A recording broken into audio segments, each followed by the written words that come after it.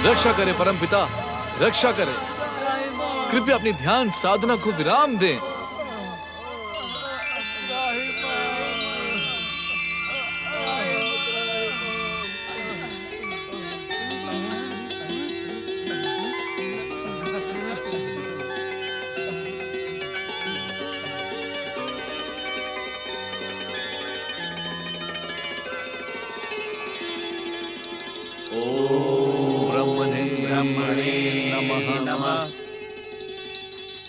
हे परमपिता, आपके शरीर से स्पर्श होकर जन्मे भयानक दैत्य तालजंग के पुत्र मुर ने स्वर्ग पर अधिकार कर लिया है। उस महापराक्रमी दैत्य राज मुर के सामने देव सेना की भारी पराजय हुई है। हमारी रक्षा करें परमपिता, हमारी रक्षा करें। देवराजेंद्र, देवताओं, तालजंग के पुत्र मुर के सामने आपके पराक्रम की नहीं, आपकी असावधानी की पराजय हुई है। ये आप क्या कह रहे हैं परमपिता? अटल सत्य के प्रतीक ब्रह्म वाक्य पर संदेह करके अपने शंकालु स्वभाव का परिचय न दें देवराज। जिस समय अपने स्वर्ग की सुरक्षा के लिए आपको सतर्क रहना चाहिए था, उस समय आप सब अप्सराओं के साथ रास रंग में डूबे हुए थे। किंतु परमपिता, संसार में भक्ति करने वाले तो आपकी आंखों की किरकिरी बन जाते हैं।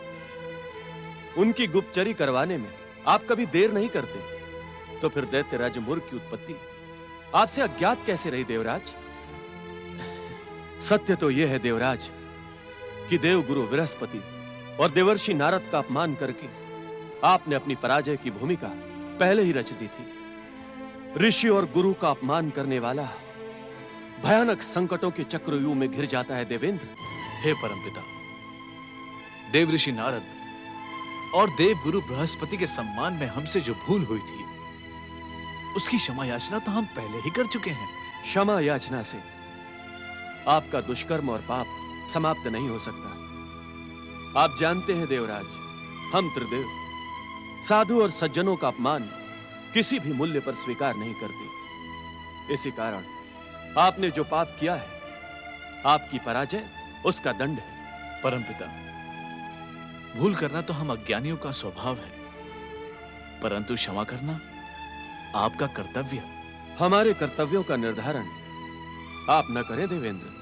पराजय की उत्तेजना और पश्चाताप के कारण मुझसे बार बार भूल हो रही है परमपिता। कृपया कृपया मुझे क्षमा करें। क्षमा करें परमपिता, क्षमा करें परमपिता। तालजंग के पुत्र को अपने जन्म के साथ ही कई दिव्य शक्तियां प्राप्त हैं। इन चमत्कारी शक्तियों के साथ दैत्यराज मुर को अपने मृत पिता के तप की सात्विक शक्तियां भी प्राप्त हो गई हैं। इसी कारण हम त्रिदेवों द्वारा मुर कभी मारा नहीं जा सकेगा देवराज। यदि ये त्रिदेवों के हाथों से नहीं मारा जा सकेगा, तो इस संसार का क्या होगा परमपिता? ये जानकर हर्ष हुआ कि संसार की चिंता भोग विलास में डूबे हुए इंद्र को भी सताती है। कहीं ये चिंता स्वर्ग सिंहासन के स्वार्थ से तो उत्पन्न नहीं हुई है देवराज।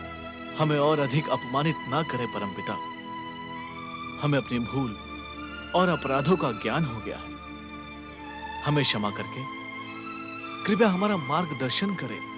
देवेंद्र, देवता, आप सब जगदीश्वर भगवान श्री हरि विष्णु के शरण में जाएं। उनके द्वार से कोई भी याचक निराश नहीं लौटता। वे अवश्य आप सबको कल्याण का मार्ग दिखाएंगे।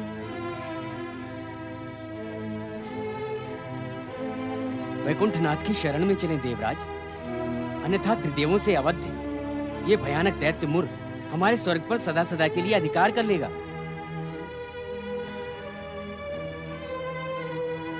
प्रणाम ब्रह्मदेव।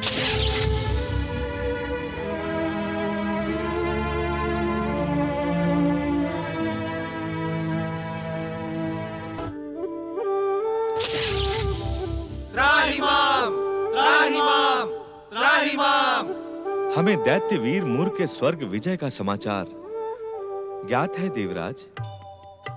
देवाधिदेव शिवशंकर ने आपको बता ही दिया है। कि ब्रह्मदेव के पुत्र ताल जंग के शरीर से उत्पन्न दैत्यवीर मुर त्रिदेवों में से किसी के हाथों मारा नहीं जा सकेगा। नारायण नारायण। प्रभु, तो क्या मूर के संहार के लिए देवताओं को त्रिदेवियों की शरण लेनी होगी? नहीं देवर्षि, त्रिदेवियों के हाथों भी दैत्यवीर मुर का वध नहीं हो सकेगा। तब क्या होगा प्रभु? असुर और दैत्यों के विरुद्ध देवताओं की सहायता करना हमारा परम कर्तव्य है, परंतु हम मुर से युद्ध करने नहीं जाएंगे, क्योंकि युद्ध में हमें विजय के साथ ही अपने शत्रु का सर्वनाश ही प्रिय है। ब्रह्म कृपा के कारण मुर हमारे हाथों अवध्य है। इस कारण आप किसी युक्ति से मुर को स्वर्ग से बाहर निकालें। जो आज्ञा जगदीश्वर। महाशक्तिशाली असुरराज मुर की स्वर्ग विजय। परम शक्तिशाली असुरराज मुर की। असुरराज मुर की। असुरराज मुर की। असुरराज मुर की। स्वर्गाधिपति असुरराज मुर की। असुरराज मुर की। असुरराज मुर की।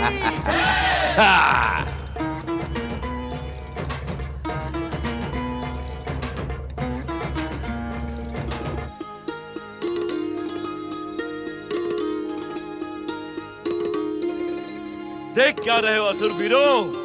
स्वर्ग अब हमारी संपत्ति है। स्वर्ग की इन अप्सराओं को पकड़कर ऐश्वर्य और सुख का भोग करो।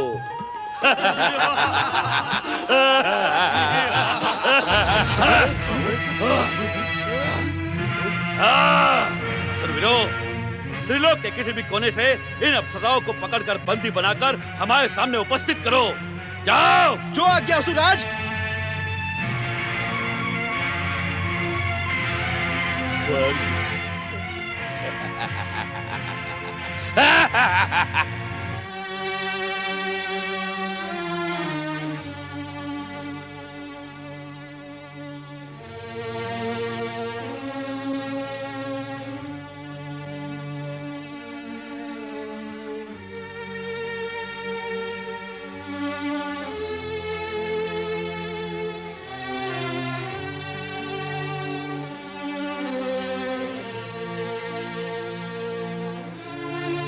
हमारी सहायता केवल एक दिखावा है।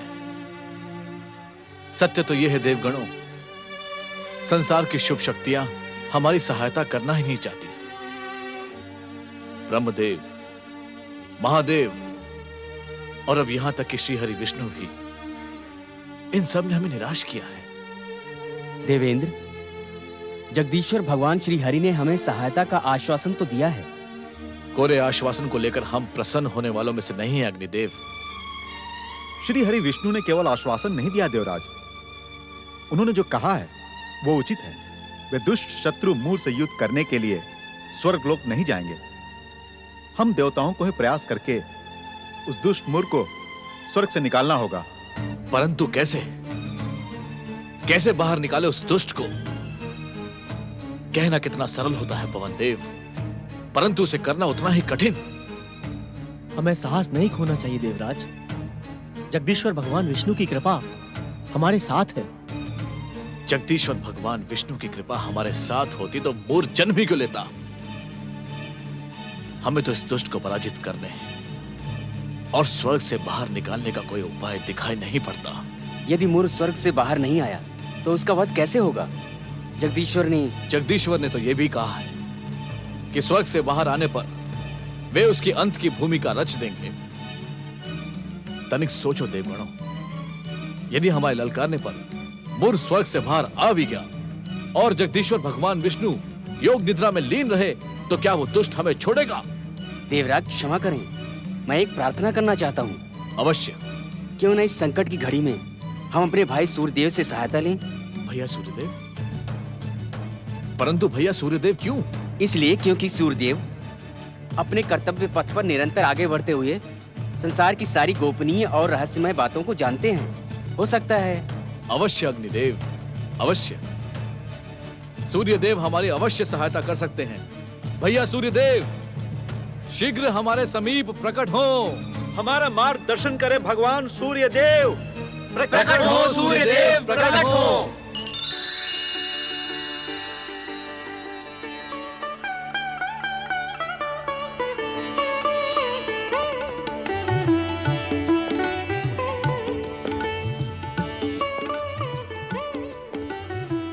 भैया इंद्र, मुझे देवशत्रु मुर की विजय और आपकी पराजय का ज्ञान है।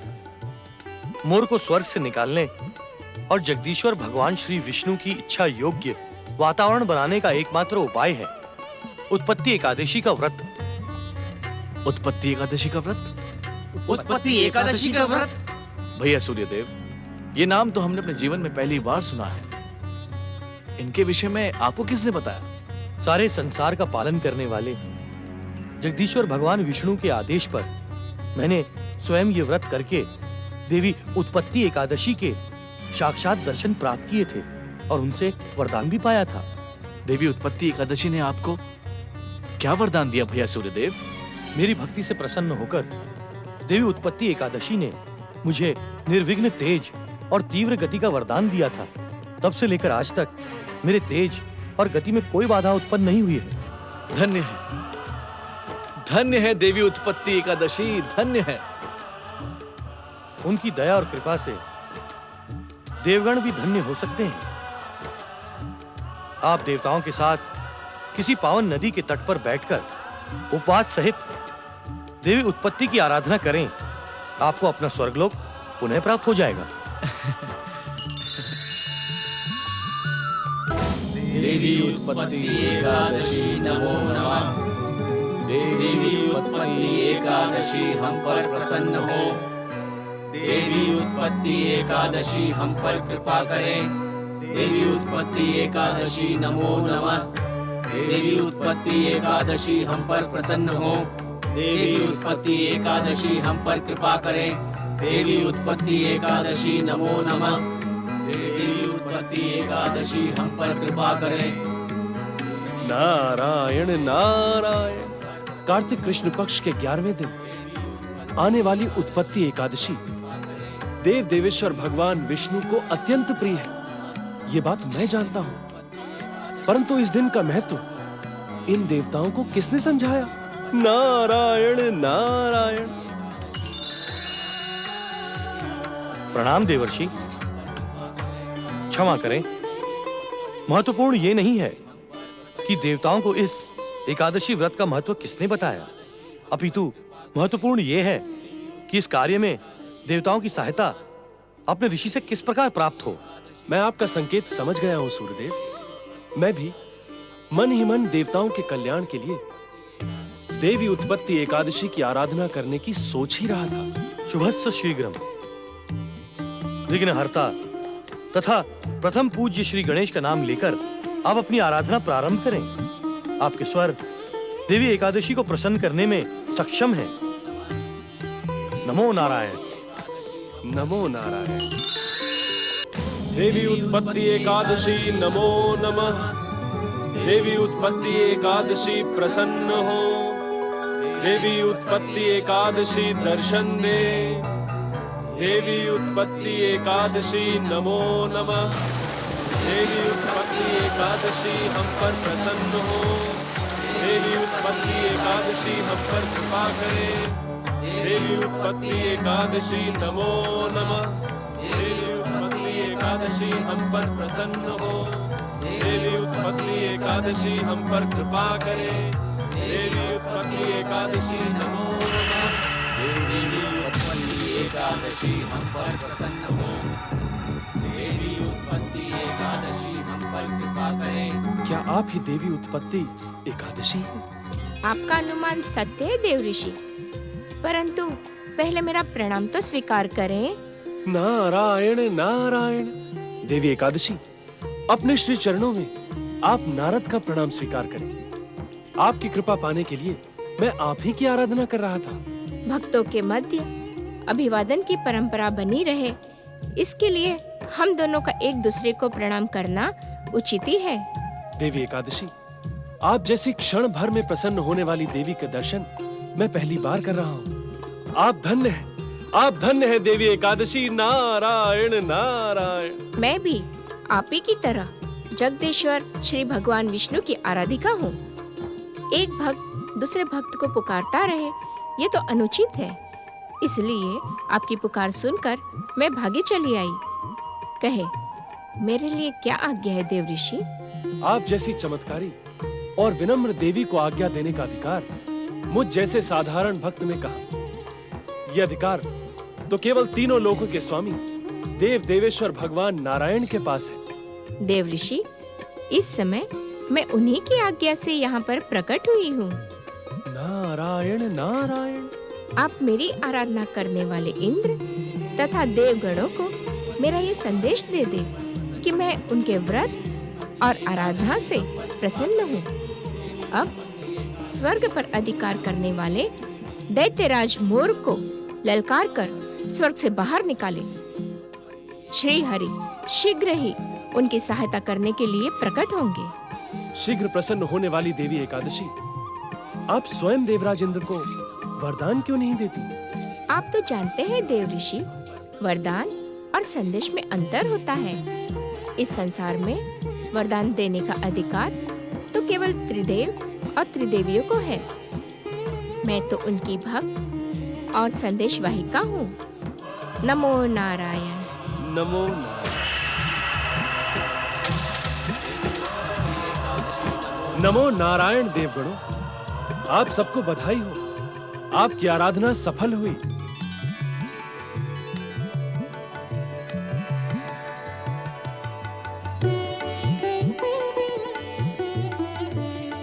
देवगणों, आप सभी के लिए देवी एकादशी का शुभ संदेश ये है कि आप शीघ्र ही दैत्यराज मुर को स्वर्ग से बाहर निकलने के लिए ललकारें।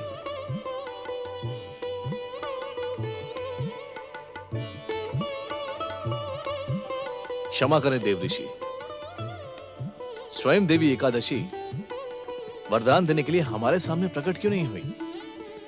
कहीं आप हमसे विनोद तो नहीं कर रहे हैं? नारायण नारायण।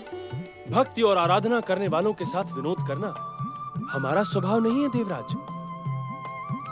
ये तो देव देवेश्वर भगवान नारायण का इच्छा संकेत है। यदि आपने इसमें विलंब किया तो उनकी इच्छा का अपमान होगा और साथ साथ एक अच्छा अवसर आपके हाथ से निकल जाएगा। आप सबका कल्याण हो।